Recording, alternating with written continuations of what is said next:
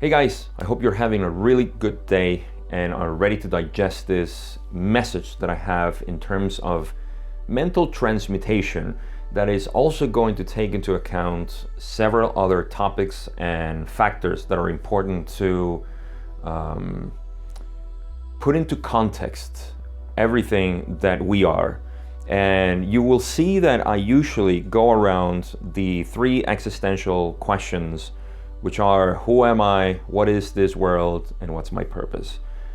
These are the philosophical questions that have been bothering us for thousands of years, and to which we have given answers, but because those answers are abstract and they have to be abstract, we can never have a, say, scientific or empirical answer that makes sense, because you can't make sense of the abstract.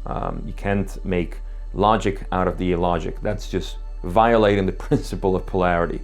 So everything's shrouded in mystery and so on, but that doesn't mean that we can't talk about it. We can talk about it. We can express it. We can show, we can paint it. It's like an artist who paints the landscape.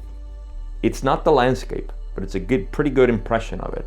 And it gives the idea, it gives the impression that you're looking at a portrait. It's the same thing.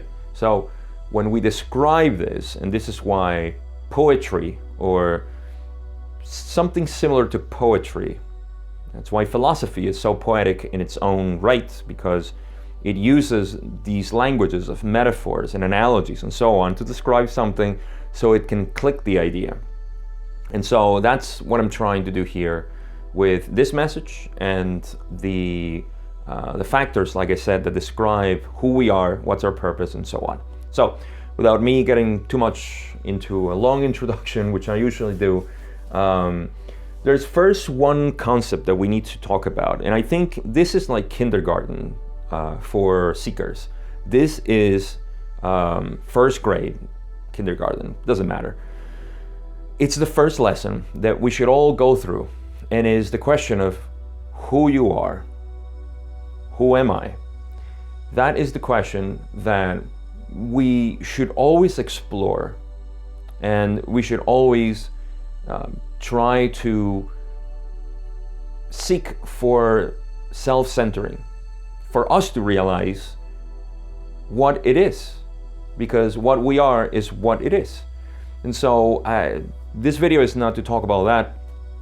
This goes more into the I am, which I'm going to start doing some seminars in Spanish. I'll probably do it in English too, if there's enough interest. That would be awesome. But in any case, the I am concept or idea, it's not even a concept, it's the exercise of the I am, tells us basically that we are nothing that we think we are. Okay, so it's easier to say, I am nothing that I think I am. No identities can define me, no concepts, no ideas, no thoughts, no images, absolutely nothing can define me. And there's a reason for that. Like I said, that's not the idea of this video, but that's the gist of it. It's to know that we are not nothing like what we think we are. Any label that we have is not really who we are. And so this is important, because what gets in the way for us to fully absorb the information that life is giving us is the ego, which is derived from the failure of not realizing or accepting who we truly are, or knowing it. So that's important. We have to start from there. That's the foundation. That's the pivotal point where we will start who we are. And because of that, we're not going to get the ego get in the way and ask questions and say, but what if this, what if that, what if what? Who's asking that question? And so from there, all right, we can start. Also, another thing that is important is that even though we know through the idea or the work, the introspective work of I am, we still know that we exist and that we are something here in reality. There's no denying that I exist. I am here. So what am I? And to describe the functions of the I am, in a way, and this is metaphysics now, we know that we are here to evolve. That's all well and good. There is a lot of talk now because, as you know, and you probably know me from the raw material, the law of one, there are these terms that are called nomads, volunteers, that Dolores Cannon talk about, wanderers, and so on. Starseeds, another term. All of these are terms for souls, if you will, that incarnated here on planet Earth in the last portions of its cycle, which is now the transition into what we call fourth density, and in spiritual pop culture, it's now called 5D. It's the same thing, just like starseed, wanderer, and so on are the same thing. This transition is being aided by a lot of these wanderers. And now you may feel as like a wanderer. You don't have to be a wanderer, but because people who are familiarized with the concept of wanderer, they have even a further question of asking, well, if I'm not from this planet, then what am I doing here? Okay, I'll have a good angle to the answer of that question, or at least one shade of the answer of this question. And this is what I'm going to illustrate here. So I'm bringing in the concept of the wanderer. Again, this is an identity. This is not who you truly are, but let's work with that because a lot of people are asking this. Now, there's a lot of people also, not a lot, but few people also tell me, and I actually resonate with these people who feel that they're not wanderers, that they are from planet Earth, and that they feel very much Earthlings.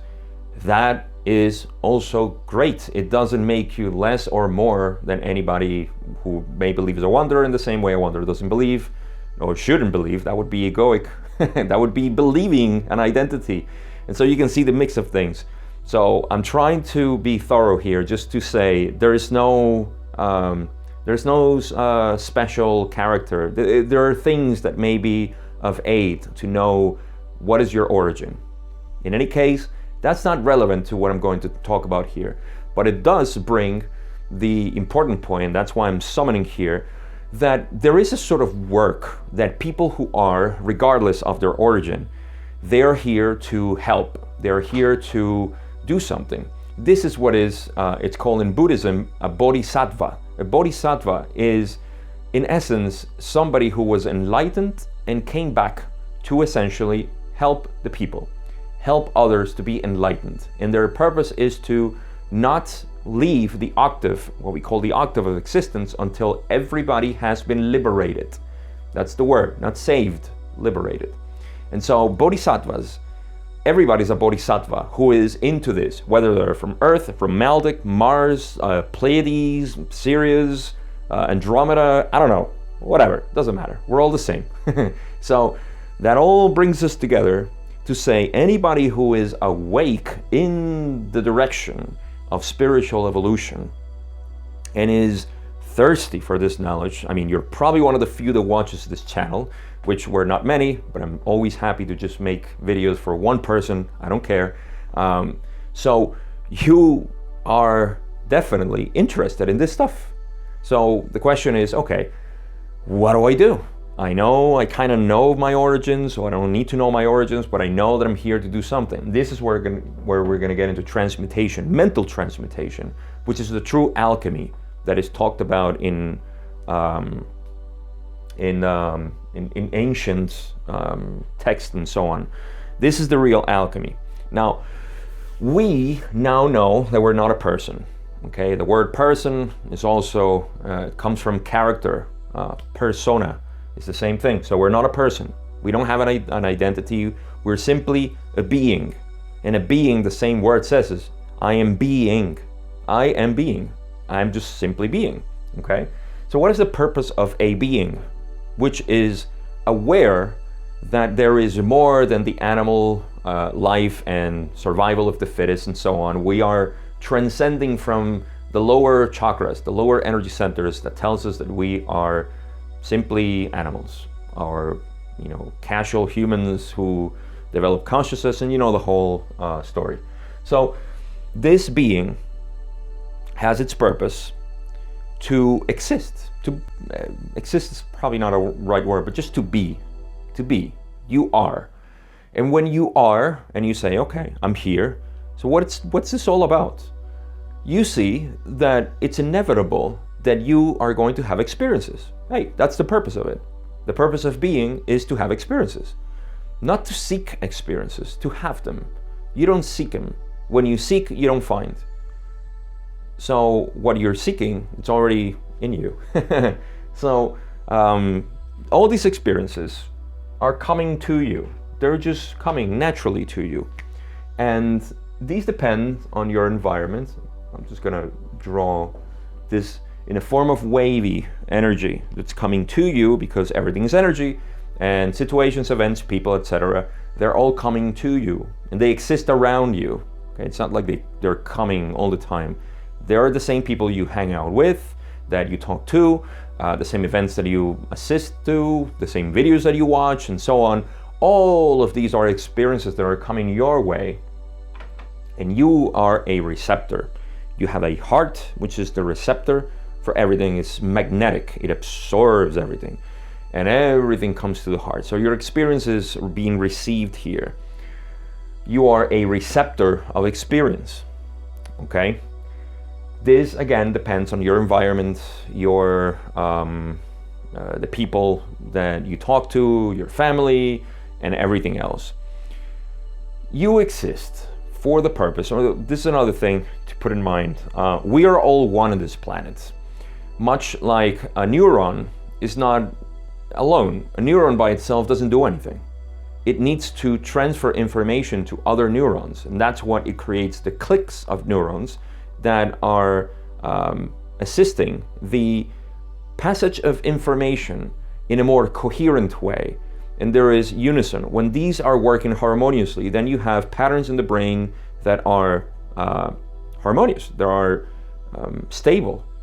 And when they're not, then there's a lot of neurosis going on. So literally the same way, we humans are all in this collectively. And our collective is to receive this information and to work it out as harmonious as possible. Everybody has their function in society. We have lawyers, parents, ice cream seller, vagabonds, or what should I call them?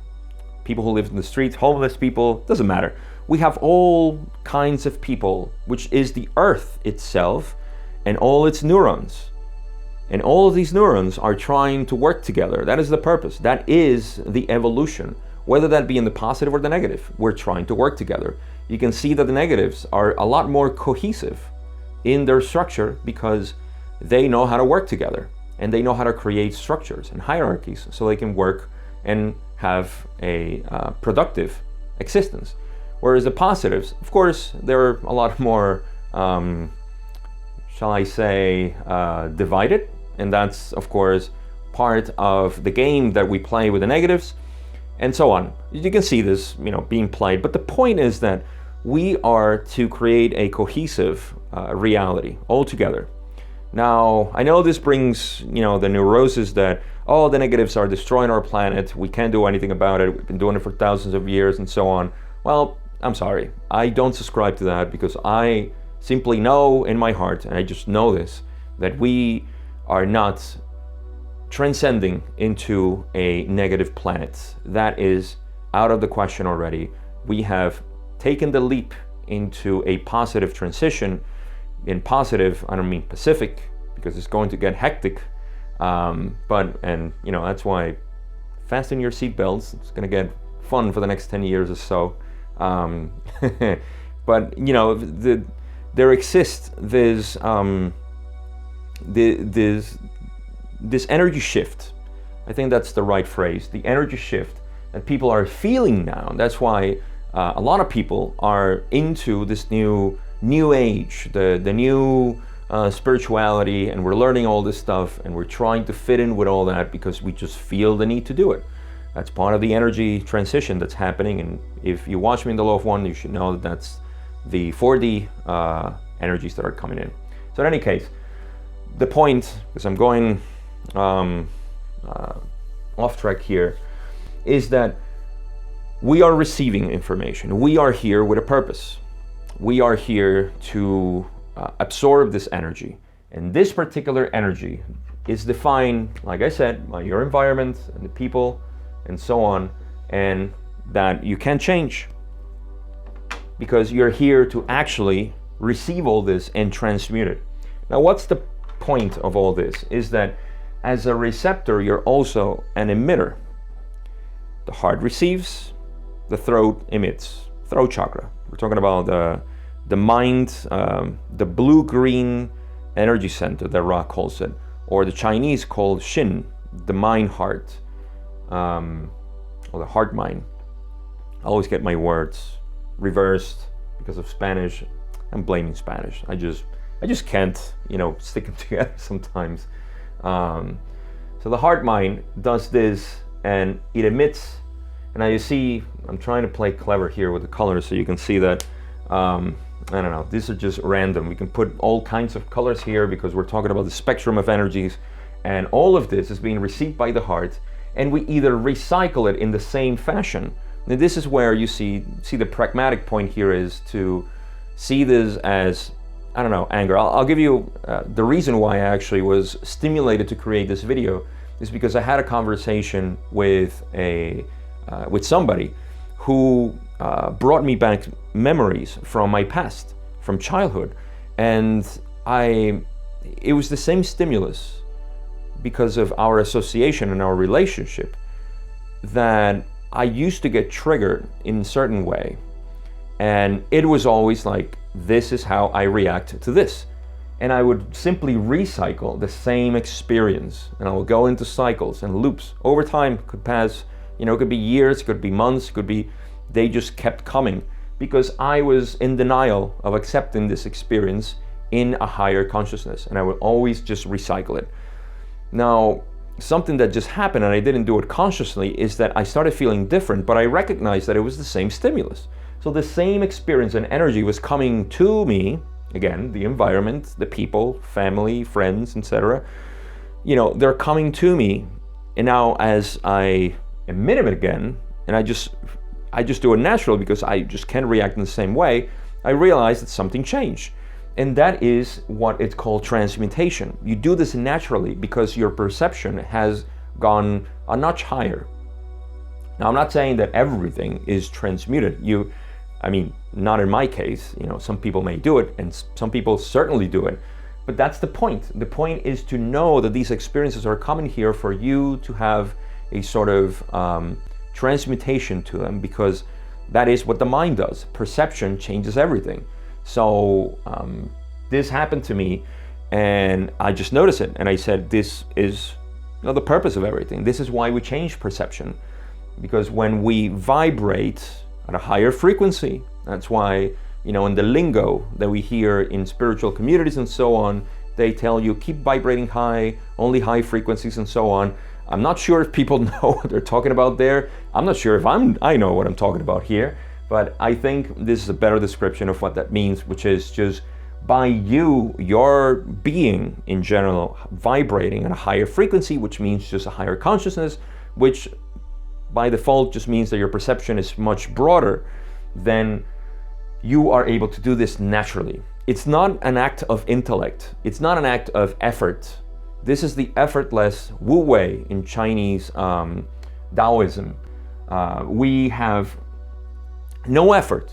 It's only a matter of changing your perspective, and things are just going to evolve naturally. And you see, this is the whole purpose in which, say, instruments, channels, which we are, once we recognize that we're no longer people. Most people on the planet think they are people, person, individuals. We know different. We know that we are a collective one, that we're all in this together. We don't need people to validate this for us. We don't need to wake up other people. We don't need to wait for other people to wake up. We simply know it. And by knowing it, this is able to happen. This is possible to happen. You are capable of transmuting this energy, which is random. It's not positive nor negative. It is your heart and your receptor that changes or perceives the energy. And as long as you can, by various methods that you may do, you may meditate, you may watch videos like this, you may read books, you may go to retreats, you may go do psychedelics, you may do whatever means you find, because you're going through this process is inevitable. Once you wake up, there's no way to go back to sleep. That's just the nature of it. And you realize that your job actually sounds like so commitment. Your purpose here is to alleviate the load of the planet. And you were assigned, in fact, you assign yourself to be in that position. Now, again, I don't care if you come from another planet or from this planet. What matters is that you are aware of this. And once you are aware, there's something called the law of responsibility. The Kybalion actually says, I forgot what the wording is, but it's the law of use or something like that. It's the same thing, that once you know information, you have to apply it in your life. If you don't apply it, you're going to find resistance. And that resistance is going to translate into friction. And friction is heat, and heat is disease. So now I'm not trying to scare you with this. It's just that it's easier, to once you get information, hey, just apply it. The thing that happens here is that I don't want you to think that this is the universe throwing, you work, or it's a job that you have to do, and you're like this, clerk in an office trying to deal with all this work. At all, not at all. This exactly what I'm painting here is your own life. This is your environment. This is the people you hang out with. This is your family. This is everybody that you call your life. By doing this, what's happening is that you're shaping your life, and you are no longer the victim or the culprit of anything here. You are the creator. You are the creator of your own life, because now you are in control of perception. And perception makes everything. So this is the true alchemy. This is the true transmutation.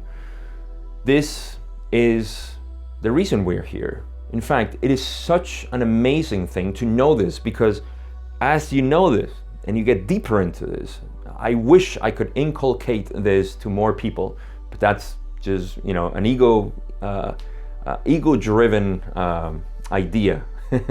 But I wish, more people, and I guess that's the fire in me to try to disseminate this information as much as possible, because I wish more people could take control of their lives and shape their lives into a more harmonious way of living, a harmonious mindset. Because, you're not doing this for the planet, like you're just here, like I said, a slave working. You're here to enjoy your stay in planet Earth. Again, this incarnation, you're supposed to enjoy it. And you can see that when things are bothering you here, and you say, well, my life, my wife, my son, my girlfriend, my mom, my friends at work, and people do this to me, and blah, blah, blah. All those things that you can associate with being the victim yourself is potential that you have to make it completely sacred. All that is happening is sacred, and it's your responsibility. That's the law of responsibility. Once you learn and know this stuff, perhaps that's why not many people watch these videos, because not many people want to be responsible of their own lives. I know certainly it was kind of difficult for me to start this path. They always say, awakening is a tough, it's a tough thing. Not everybody goes through this.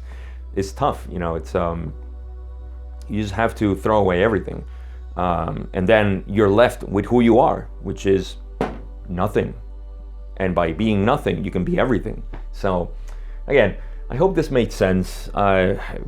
This is just to recap, you are an instrument, a channel that receives and transmits. You can keep doing the same reception and transmission and live in the loop, in the cycle. Samsara is called in Hinduism. That's fine. The wheel of life and death, reincarnation. You can live in that wheel, or you can make this a neutral, harmonious, beautiful life for you. And it all depends on your perception.